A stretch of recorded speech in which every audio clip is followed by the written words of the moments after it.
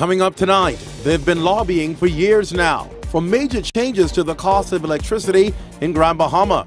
Now they're hoping to intensify their movement with no letting up in sight. From 2013, they launched a campaign and have taken on the super giants. But tonight, they're here to discuss this fight and the serious implications if they're not successful in lowering electricity costs. Beyond the Headlines starts now.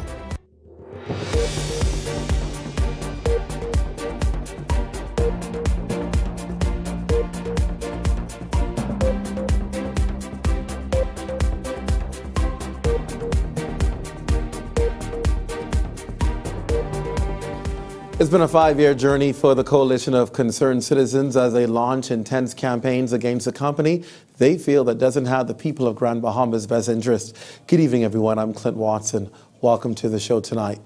Well, with an ailing economy, high fees, and the cost of living continuing to rise, the Coalition of Concerned Citizens since 2013 have been busy pleading its case and lobbying for government intervention when it comes to the high cost of electricity in Grand Bahama. Well, if you didn't know, Grand Bahama power is said to be amongst the highest in the region. They've had several failed attempts to keep the cost down, but as you can imagine, the port approved the increase. Tonight, they're here to talk to us about their mandate. Please welcome Dr. Eddie Victor, unqualified engineer who heads Northern Bahamas Utilities, Dr. Carlton Bosfield. Gentlemen, thank you and welcome to the show. Thank you. It's great to have you both here today. It's good to be here.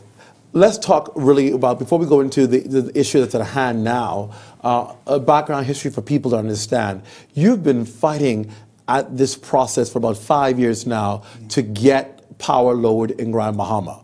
Where did this come about? Why did you form this coalition? What triggered the noose, or what triggered the nail, really, to cause this coalition to be formed? Well, it primarily stems from the fact that I'm a pastor.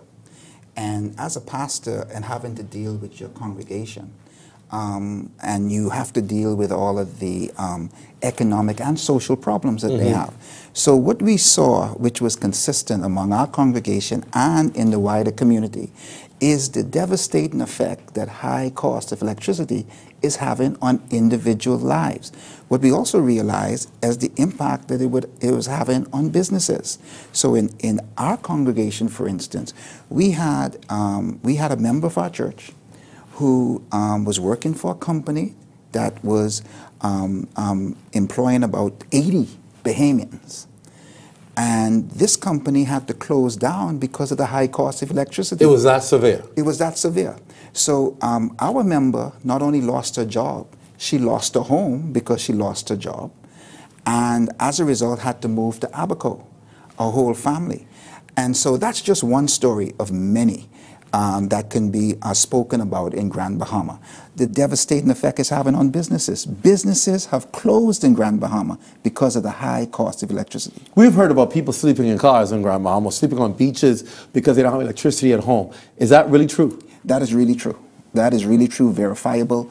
The fact of the matter is that hundreds of people still exist without electricity on our island because they have to make a decision.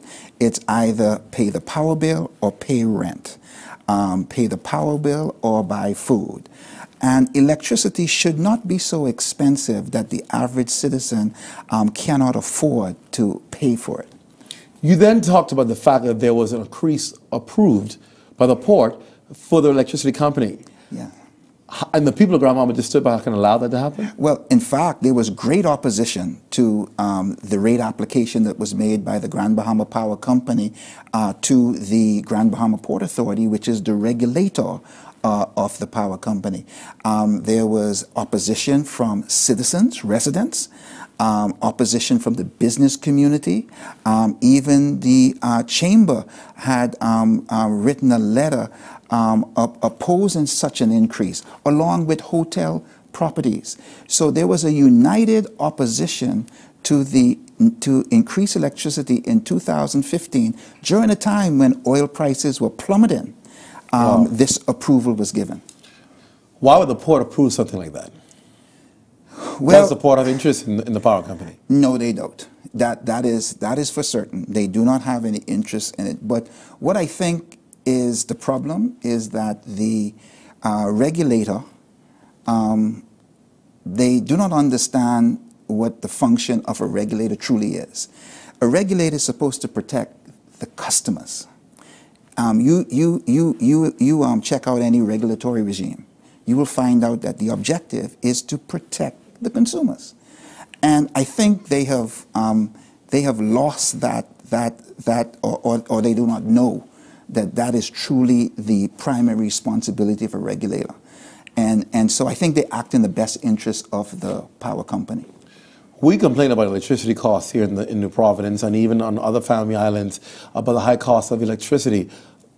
Are you saying Grand Bahama Power electricity is higher than what we pay here at the local company? We actually checked out the rates in the rest of the Bahamas compared to Grand Bahama. In 2015, before the rate increase was approved, Grand Bahama is paying the highest base rate of electricity in the Bahamas.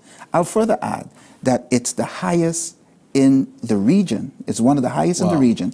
And just recently, a CEO of an energy company, which is headquartered in New York, came to Grand Bahama, and he told us that the price of electricity in Grand Bahama is one of the highest in the world. Wow. Now, it seems as if this problem is going to mushroom, because we're at a point now, for people who don't understand, we're at a point now where there can be a critical decision made to bring relief to the people of Grand Bahama, where they won't have to pay this high cost of electricity. And that obviously would be for BPL or another company to take over the region of what Grand Bahama Power Company has. Explain that to us. Okay. In 1993, an agreement was executed between the government of the Bahamas and the Grand Bahama Power Company. It's known as the East End and West End Agreement. These are areas that are outside the territorial boundary of the city of Freeport. Right. And so, and at that time, there was wisdom in it, because what it did, it brought a uniform cost across the island. Electricity was actually cheaper in Freeport than in West Grand Bahama and East Grand Bahama. And so that agreement was executed in 1993, and it was an agreement for 25 years. But I do not think that the government at that time anticipated a company such as Emera and what Emera would do. That means now that this agreement is coming to expire when? It expires in the latter part of this year. The end of this year? Yes. And so government will have to either renegotiate with this company and give them an extension to this agreement, or will say, no, the period is coming to an end. We will decide to bring BPL in or another company in to provide power supply to these outer areas. And if I'm correct, these outer areas, most of these areas are the areas that need the help the most, because they're being more depressed areas in the city of Freeport. So they're the ones that need the help more. Is this an opportune time for government to intervene? It is not only an opportune time for government to intervene. About just over 20 days after the new government was elected, our coalition wrote a letter to the Prime Minister, and we asked for the Prime Minister and the government to intervene into the energy sector of Grand Bahama. And in that intervention, one of the things that we requested is that the West End and East End agreement does not be renewed, and that a new power company be allowed to be built on Grand Bahama. Let's hold it right there. We're going to take a break, and when we come back, of course, we're going to talk about this agreement some more, and what will the response of the government be? Can the people in Grand Bahama, oh my goodness, they're hurting Grand Bahama, can they find relief with electricity costs? We'll talk about it right after the break. You're watching Beyond the Headlines. Stay close. We're back.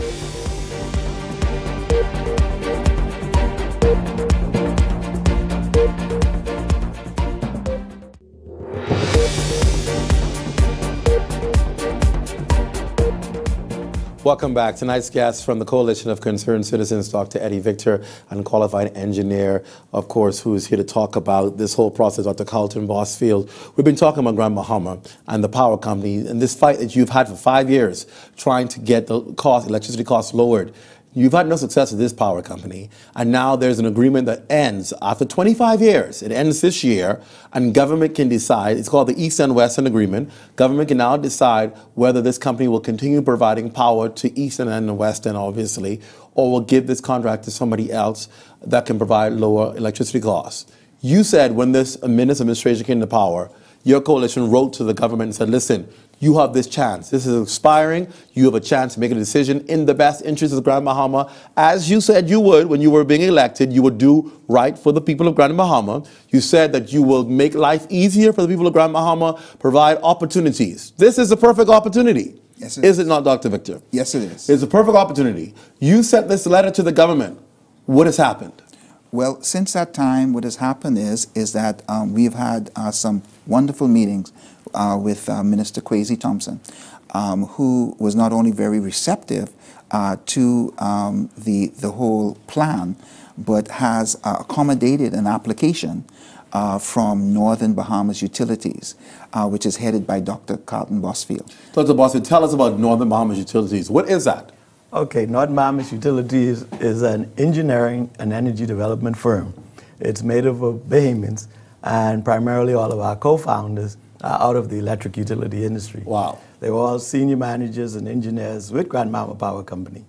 The company has been in existence since 2006, where we then made a proposal for the acquisition of Grand Bahama Power Company from its American owners at that time, the Marin Corporation or Southern Electric International.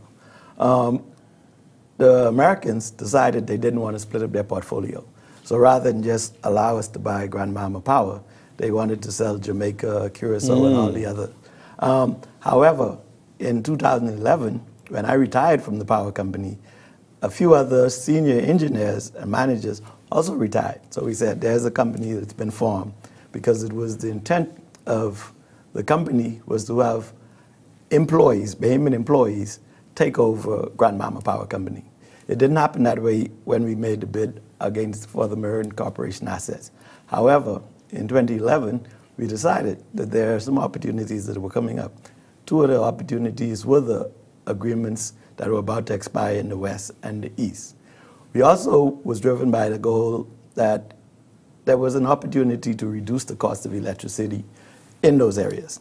And when we say reduce the cost of the electricity, how would that be done? We then came up with a formula and a method where, through the utilization of what's called grid-level solar systems. These are not the little solar systems that you see in homes. These are solar systems that actually operate as power plants. Wow. And we would back those up with propane-burning efficient generators. The propane generators are ideal because they are very low on pollutants and emission. They don't emit greenhouse gases, unlike the typical generation plants that you see in the Bahamas Correct. today. So from running our models, we realized that we were able to still devise an investment-grade project and lower the cost of electricity, the all-in cost, from the 32 to 45 cents, of which it is presently, to an all-in cost of 20%. That represents a 30 to 40% reduction. So people could get their bills reduced automatically at the top by 30 to 40%. That's correct. In addition to that, we're talking about employing what's considered smart grid technology, which increases the reliability of the generating plant significantly. In other words, the repeated outages that you tend to see in Freeport, and I've been told in Nassau, goes away by a significant amount. We're talking about reliability of 90 to 96%, whereas currently, most of these companies are struggling to get reliabilities of about 84%. So we felt that this was an excellent opportunity to demonstrate through Bahamian participation and Bahamian ownership and the utilization of modern technology and clean technology that we could lower the cost of electricity for the residents in the East and the West. We could reduce the carbon footprint of the greenhouse emission gases in the Bahamas. And in addition to that, we would introduce renewable energy, which is clearly the way of the future. It's the way of the future. Everybody's doing it. So you have this company already formed. You have a plan of action, how to reduce costs. You have all Bahamians aboard on this company who are trained, qualified engineers, people who've worked all of these years for Grand Bahama Power Company. You know what you're doing. You presented it to the government. You're just waiting now on the approval from government to give you a chance to operate this plan. That's correct. Now, we presented it to the previous government in 2015. Up until the elections of 2016, 2017, they were still talking about the project. The minute the government changed, we presented the same project to the new government. And they said, we like it, we're going to form a technical committee to review your project, and we can also look at renewing these agreements with the existing utility. However, they didn't put lowering the prices on the table. We have decided that that is the one thing that really is going to make a big positive difference. It's going to spur economic development in those areas. It's going to improve the quality of life for the residents in those areas. And it can tend to set in motion a new model for generating plants for the rest of the Bahamas. We're going to take a break right here, our final break for the night. We'll take a break when we come back. How optimistic are they this will work, and will the government agree to it? We'll talk about it when we come right back. Stay close.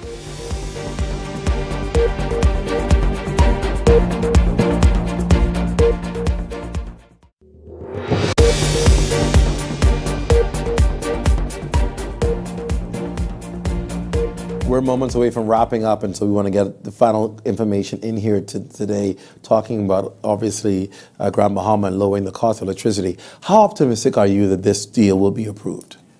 We were very optimistic, and I say that in the sense that we were advised by the government in October of last year to submit our application to the Bahamas Investment Authority. Right. We did that.